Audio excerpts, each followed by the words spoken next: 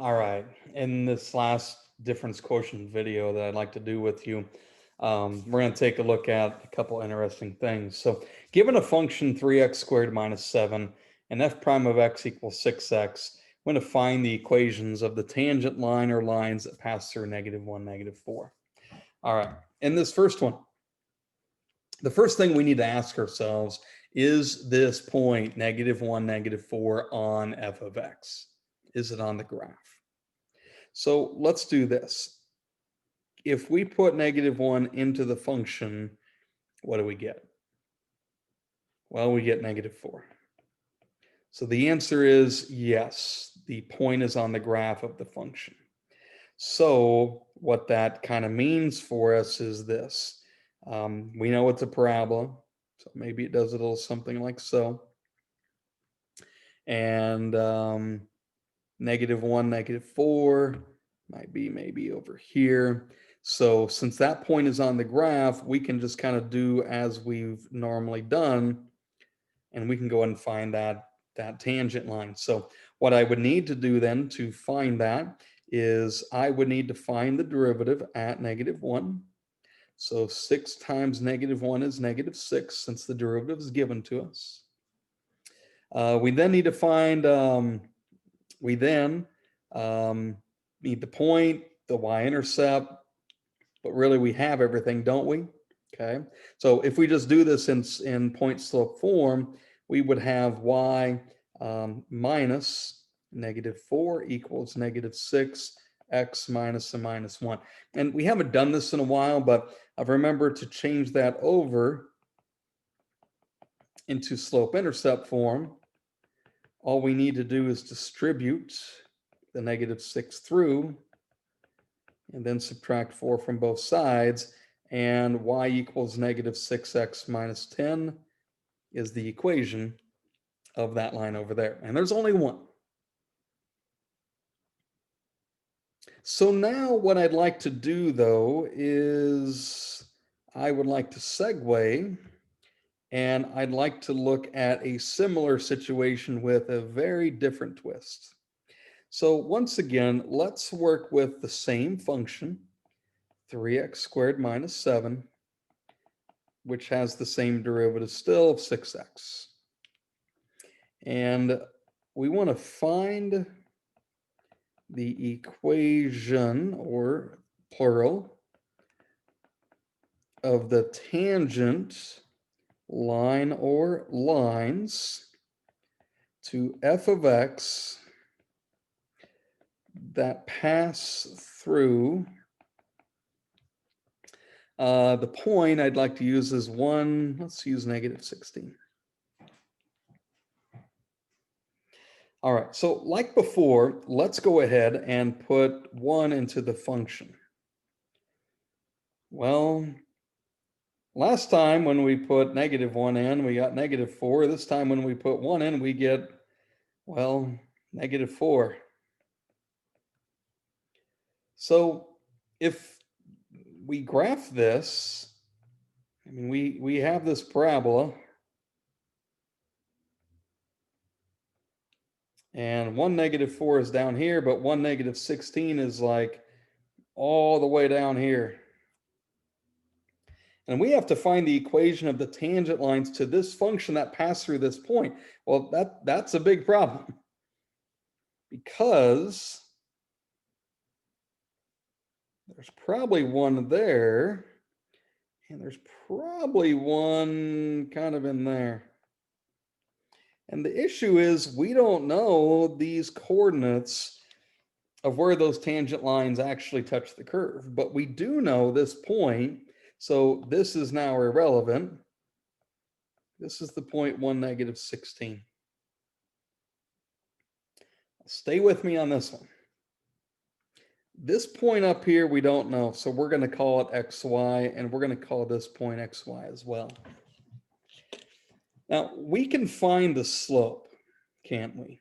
The slope of each of those lines would be found by doing the following: y minus the y coordinate over x minus the x coordinate.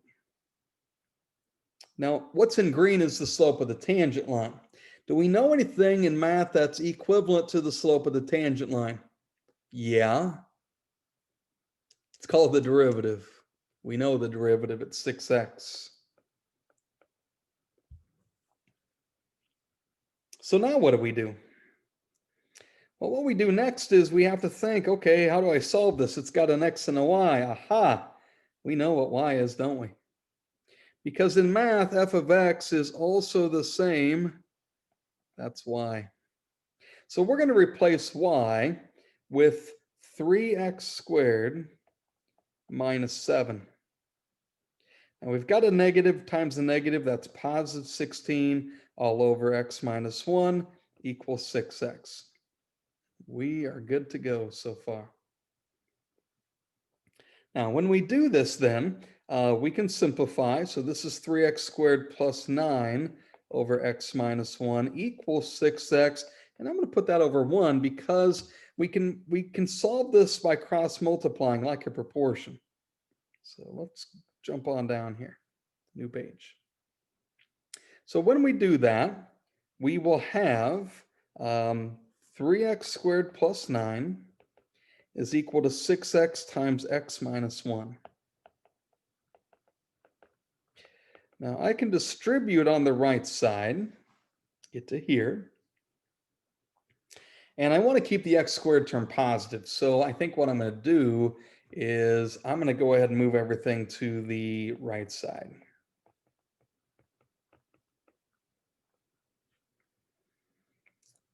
Now I'm equal to 0 and I can solve the quadratic, but you know what I could do? I could divide everything by 3. Make my factoring a lot easier. So this factors into x minus 3 and x plus 1. I can pause the video if we're going really fast through this, guys. And what we get is when we set each of the factors equal to 0, we get 3 and negative 1. Those are the x values. And what does that tell us? Well, in just a moment, I'm going to go back to the graph because those are the points of tangency. So what I know back up here is this point right up here. Well, this is a 3. And over here, this point is a negative 1, comma something, whatever that might be.